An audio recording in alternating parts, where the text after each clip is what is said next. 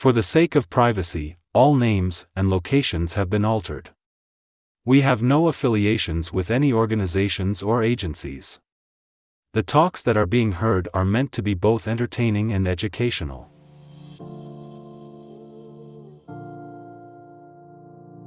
The world loves drugs. This conversation was had with a gay homeless man. I asked him how long he had been homeless for. Out here on the beach about 6 months, but I did a year and a half. I asked him about the underground tunnels. I never lived in them, that's for dang sure. I went in there for other reasons, and I knew people that lived in them, but that was as close as I ever got. I never went more than maybe 100 yards into it, and that was more than enough. It was not a situation any human should know is ability to exist, let alone an ability to survive in. For about 5 months in the summer, it's consistently like 110 to 120 degrees.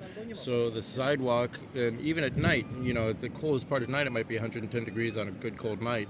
The sidewalk gets to be, about to fry an egg. So I never had baggage. I wore a t-shirt and shorts and sandals, but at night and underwear. But at night I had to take off my t-shirt and shorts, and I'd only get to sleep from about 3 o'clock in the morning till about 6 o'clock in the morning when the cops would kind of die down and the clubs would all shut down and shit. Then I have to find some like sharp ass pea gravel between two palm trees somewhere just outside the street. And I'd have to take off my clothes except for my underwear and lay them down so that I could lay on them so that I didn't, have to go to the hospital with third-degree burns in them when I woke up in the morning, kind of thing. So that's the reason why you go into the tunnels. They don't want to be beat red like I am. They don't want to be in 120 degrees all day and all night and sear to the sidewalk every time you sit down or lay down, So there's reasons behind it. I asked him if he had a car while he was homeless. Oh, no. The car got taken in the very beginning. Oh, yeah. No, I was literally on the streets and in and out of homeless shelters, but that was bad because even the security guards would beat you, and it was a real bad scene. I, did a lot of drugs that I shouldn't have done, but it was a fuck around to find out point in my life. I asked him about the type of drugs he was using. And mostly meth, because there was a huge prevalency, of the 500 bums in the bum district, 498 of them were meth heads, you know what I mean? Due to the helicopter flying overhead, we moved to a different location to finish the podcast. I asked him if he was dealing with any type of discrimination since he was gay. Absolutely, because I'm not a druggie, because I don't drink, and I also don't drink alcohol. So the standard of our demographic is to drink alcohol. We're luscious, and methamphetamines is a massive problem in the gay community. Almost any and every sexual activity that anyone does, any hooking up, one night stands, bathroom fucks, anything that happens sexually in the gay community, 99% of the time involves methamphetamines. I asked him to explain what bang for a roof means. Where you go onto Grindr and you find a one-night stand and you fuck good enough that they let you spend the night, and you actually get to, so you bang, you fuck, so that you can spend a night in a bed under a roof. I asked him about the type of men using Grindr to pick up homeless men. Talking business CEOs you would never have the clue about, your standard dude at the gym that you would never have a clue about, to, oh my god, you're such a fucking faggot, I cannot believe I'm actually getting in your car, to old, gnarly, super fucking, inject in the neck meth heads, you kind of wouldn't expect them to be gay either. I mean, they're ugly as fuck and they're destroyed in every way, but it's not like you're whoa, I bet that dude sucks dick. No, it's like me. Most of us don't look like our demographic.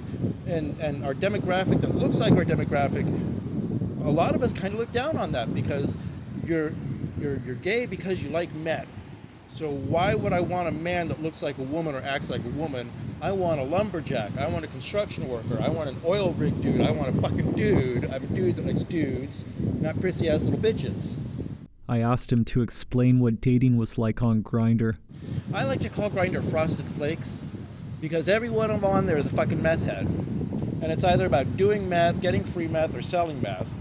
And they're all fucking flakes because of 9 dudes you go through, maybe one will actually say that he's going to show up. And then you got to go through about 10 of those before one actually does show up. You got 1,000 dudes on lock, maybe one will show up and you know he's going to be twacked the fuck out. Grindr's Frosted Flakes, bro. The 3 homeless rules. In there was 3 rules that all of us homeless had to abide by no matter where we were in 3 rules where you may not sit there, you may not lay there, and you may not go in there. I mean, You can't go in any casinos, you can't go any grocery stores, you can't go in anywhere because you're a fucking bum. Get the fuck out. You can't sit anywhere, not on a curb, not even in the curb in the ghetto. You can't sit leaning up against a building, you can't sit leaning up against a tree. You may not sit there. You may not lay there, which is why I told you I had to wait till 3 to 6 o'clock in the morning to lay in razor sharp pea gravel between two palm trees a block away from where no cops were at that moment. So then they sit there and they razz us for being on go-go. Bitches, you're making us go. You may not lay there. You may not sit there. Do you expect us to levitate for the rest of our fucking lives? Do you not sit? Do you not lay? Do you not sleep? Because you're human. We're human. You're forcing us to be unhuman. You may not lay there. You can't sleep. You can't sit. You must forever, for the rest of your life, go. So guess what you gotta do? Go. To stay on the go. Because they're making you. And then they make fun of you because you're on go, disregarding the fact that they're the ones forcing you to forever be on the go.